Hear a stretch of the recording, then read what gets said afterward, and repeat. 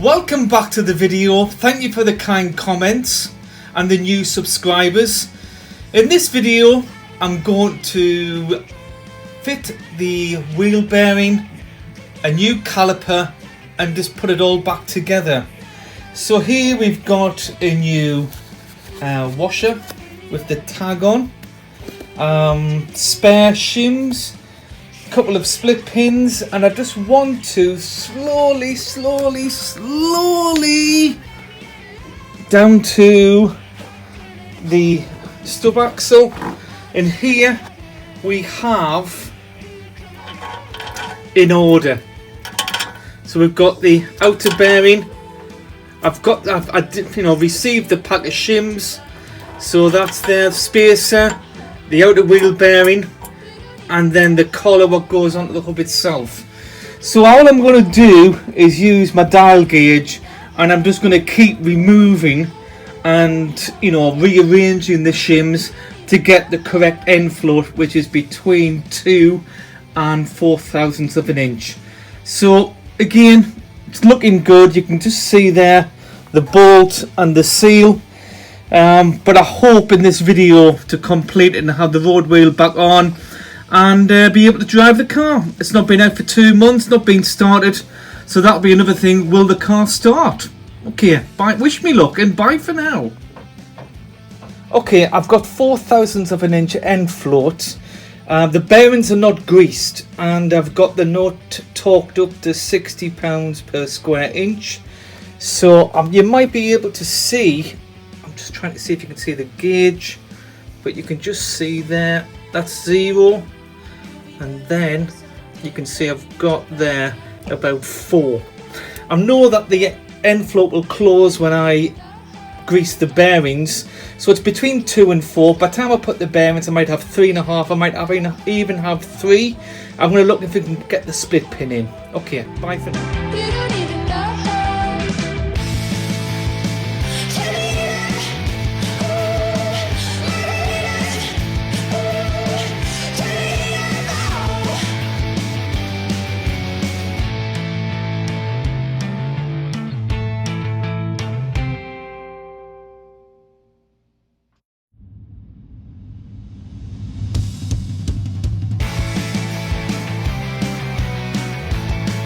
Well, that was an experience.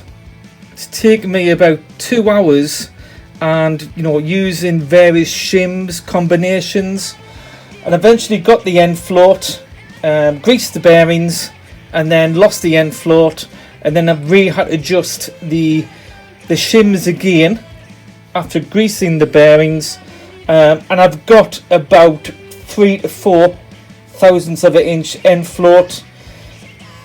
Got the split pin in. However, I had to tighten the bolt up to 75 pounds per square inch. In the manual, it's between 40 and 70 to get the pin in. I just had to nip that little bit more just to get the split pin in, but it's all there. It's tightened down, and that's another job completed. So next is the brake caliper, and then it'll be back on with the wheel. Next step is the brakes, and I've gone for an exchange caliper. Just want to point out that my existing caliper has not got this junction. It's exactly the same apart from that. So I've taken the nut from there and placed it in there. I don't know what the benefits are, maybe a shorter brake line. So you can see I've got the fixing kit, new pads, and this EEZIBLED that I've never used before. So it's going to be an experience for me. So let's delve in. Well, I've removed the brake hose, and I was greeted with 2 copper washers. I'm going to put a copper washer on the cylinder or piston on there. I've also capped off the brake reservoir plastic bag. That will help prevent loss of brake fluid. And if I go down slowly, I'll just fix the old caliper so I could break the nut on the hose, and there you can see the hose. So I'm off to the accessory shop and see if I can buy those copper washers.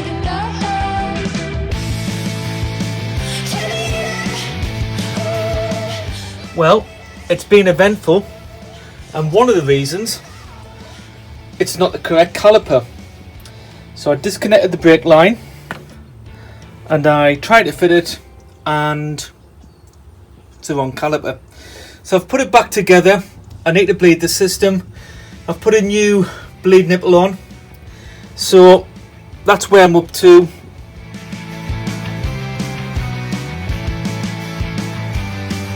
Well, I've had a change of heart, and as you can see, I've put a bleed plug in the caliper and also a bleed nipple.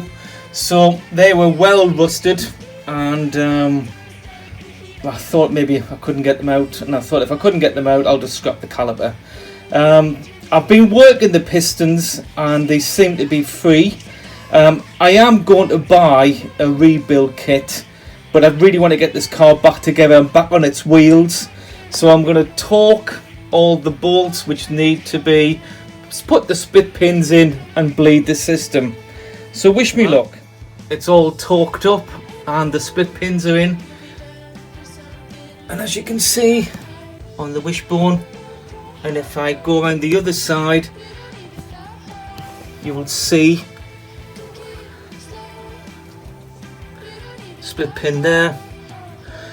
Checked all the bolts, nuts, everything is tight. So now let's get down to bleeding the system and let's get this wheel back on. Okay, I have connected the EEZIBLED.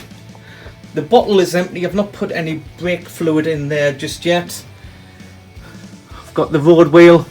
I've taken it down to 15 psi. And if I just go down,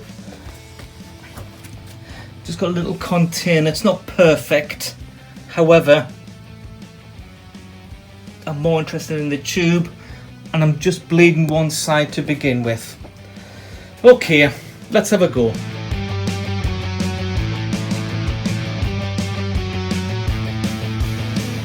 Okay, I've bled the system, and I have a half decent pedal, and I'm going to recommend this EEZIBLED. It's the first time I've used it, and it was a piece of cake. So what I'm going to do is put the road wheel back on. I've checked all the nuts and everything is secure, and I'm going to put all the tools away. It's been like this for the last 2 months. If you count the videos, this is video part 8. So I've been doing a video per week, so it's been stood for 2 weeks. So I'm going to put the road wheel on, lower it down, or actually keep it up here because I'm going to change the oil. But let's see if it'll start. Okay, well at the point now, everything's back together. I've tidied the garage. Will it start? The last time it was started is when it was pulled into the garage, or driven in I should say, to do the suspension, and that was back at the beginning of January. It's 2 months. It's not. I've not turned the key. I've just left it. So let's see if it will start. Fingers crossed, because I would like to take it out this afternoon.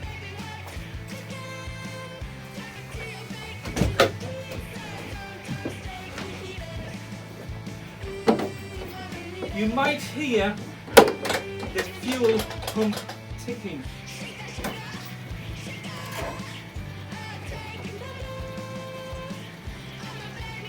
Still ticking.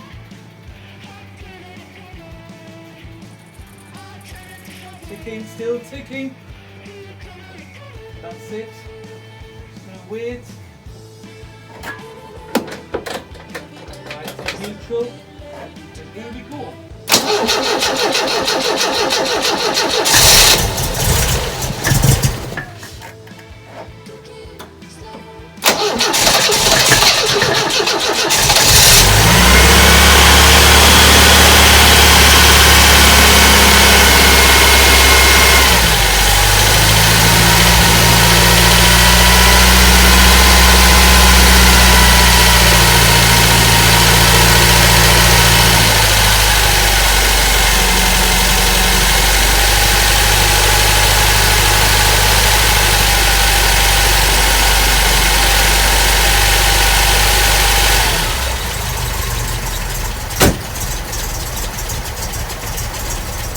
It's working, that's fine. Okay, here we go. Let's change the blood of the car, or part of the blood of the car. Let's change the oil. So hopefully, let's Let's see, I hate doing this part. See if I can. Here we go. And not bad at all. Ah, was good. Now it's on my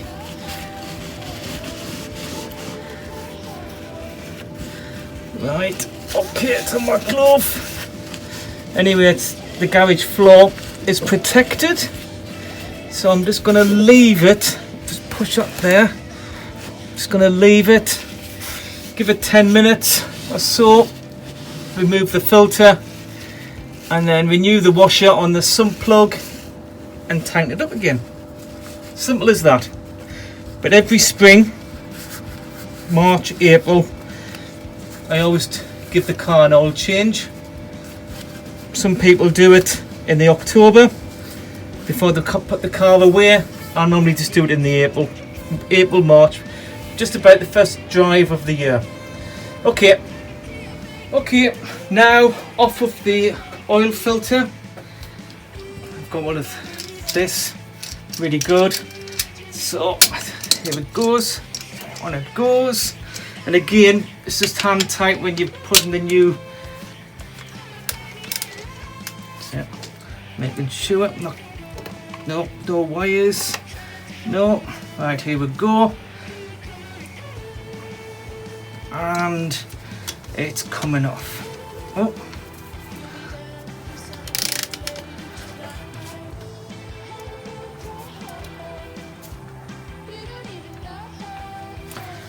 Oh, that's quite tight. That's it. Now, wear my gloves. Right, that's one. And the other one, there we go. Now, see if I can get this filter off. Oh, it's spilling. I'm sure that it's going to spill.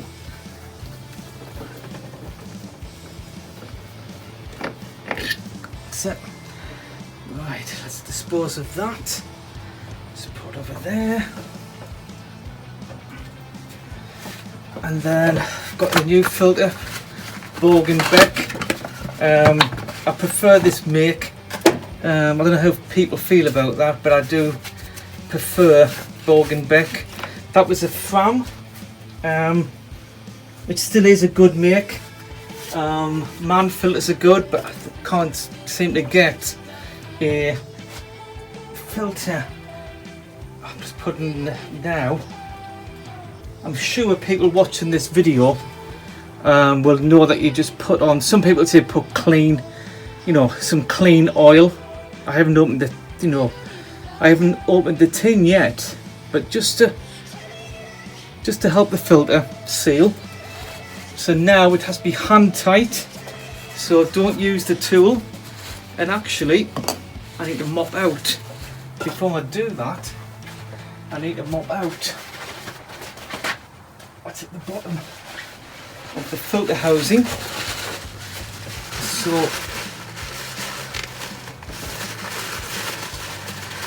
this will probably be coming from the oil cooler. Yeah, it's coming from the oil cooler. Again, you'll never ever get all the oil out of the engine or oil cooler, never ever.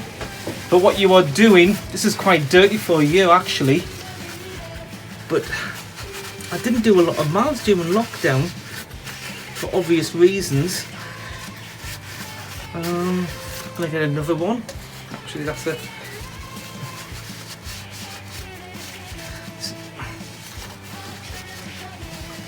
Maybe not be able to see this. It's just coming from the oil cooler. It's just making sure things are clean. I don't trap wires, things like that. Again, a fitted electronic ignition, and absolutely brilliant. People say, well, when they go wrong, they stop, where point and condenser will give you a warning of when it's going to fail. But I've covered about, I'm going to say 12,000 miles. And it's a small, a small mileage when you think I've had the car nearly 5 years. However, it's been wonderful, and you heard before how it just started up. Once there was fuel in the carbs, it fired up. Just general running, just a lot better. So if anybody's thinking about going to electronic ignition, yeah, do it. Keep the points in condenser. If you ever break down, well, I'm sure that you will be in a recovery organisation and not bother on actually. Right, I've got oily hands. I always feel it really difficult to handle filters or handle anything wearing gloves. So people will be shouting, going, you should be wearing gloves. So you can see, just making sure, yeah. Again, this may help maybe one person, but it's so easy to change the oil on an MGB, and again, it's been in the air for 2 months, and it would be silly of me to jack it up again and put it on stance to change the oil maybe next week, which is going to be Easter weekend, and I don't see myself working on cars over the weekend. I'm just making sure as I'm talking. Right, let's see. Just hand tight.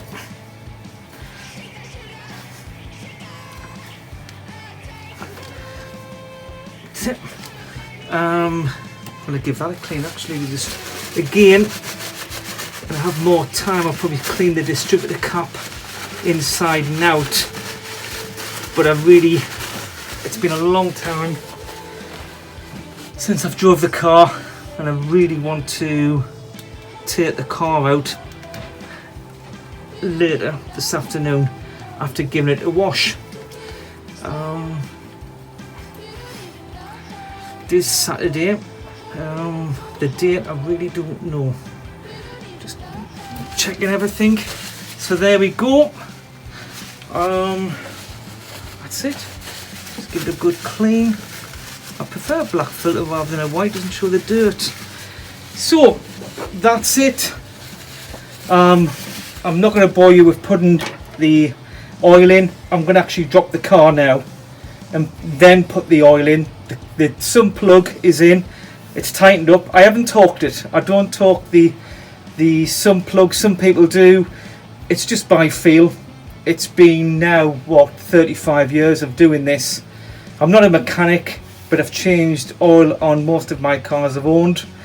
And it's a crush washer, it's a copper crush washer. So you just watch and you just feel it. You can feel it crush, and then there's just a little nip, and then that's it.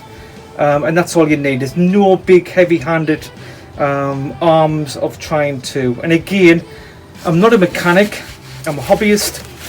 And these videos might help one person. Some of the videos I've watched on YouTube have helped me just buying parts, or I'll do it this way, or I'll do it that way. When I was doing the brakes this morning, of putting towels around the sump or the brake master cylinder, and without putting any brake fluid in, actually just flushing it, and then putting it, down to the minimum on the reservoir, and then putting in the brake fluid. So there we are. I'm going to leave it there. I bought a pack of washers 5 years ago. I've got one more, and that will be next March or April. I'm looking now. It goes into my, I bought this from Halfords. Brilliant. I've got lots of types of oil filter removal kits. The spanner type, or the socket type I should say, but this is really, just never had a problem of getting the filter off. In my younger days, I used to put a screwdriver through the filter if it was tight, put a screwdriver through the filter, and then just force it and then it was off. And even when I did put it on tight, sometimes I think the heat, things expand. But you know, I'm the type of person, give it a go. Have a go. If you get stuck, ask people. If you're really stuck, then maybe take it to a garage. But again, with the suspension, I've learnt a lot. And as I said before, have a go. These videos, I'm not saying I'm an expert, but it might help some people. If it helps one or two by keeping the cars alive, brilliant. And that's what we're doing. We're keeping MGBs alive. I'm biased. I love the car.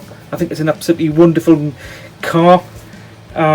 So I'm going to leave it there, and then you'll see it all polished up, and there we are. Okay, bye for now.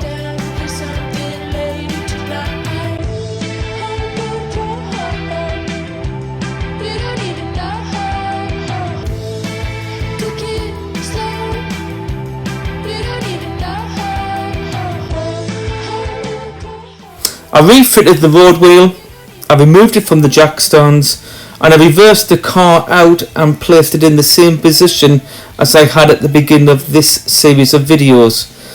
Unfortunately, the lean or squatting is still there. I replaced everything, including the kingpin on the offside or driver's side of the suspension. So I'm at the point now of thinking, what else could it be? Could it be the cross member, which the chassis of the car is attached to? I really don't know. I think there's going to be more reading and placing this problem on Facebook groups for MG. I hope you've enjoyed this series of videos. And my attitude is have a go attitude. You know, read the manual, watch the YouTube videos, ask on Facebook groups, and actually have a go at it. You know, buy some of the tools that you need, and make sure you have the tools and parts required. I'm not a mechanic, and let's not forget this. And if anybody gains any knowledge from these videos, I will be happy. I know some people who are mechanics or highly experienced and skilled in this matter who don't need to watch the videos, but there's people coming in who are young and interested in the classic car scene who would like to get involved in, you know, doing their own maintenance. So like, share, subscribe, and comment on the videos. Your kind comments keep me going. So bye for now.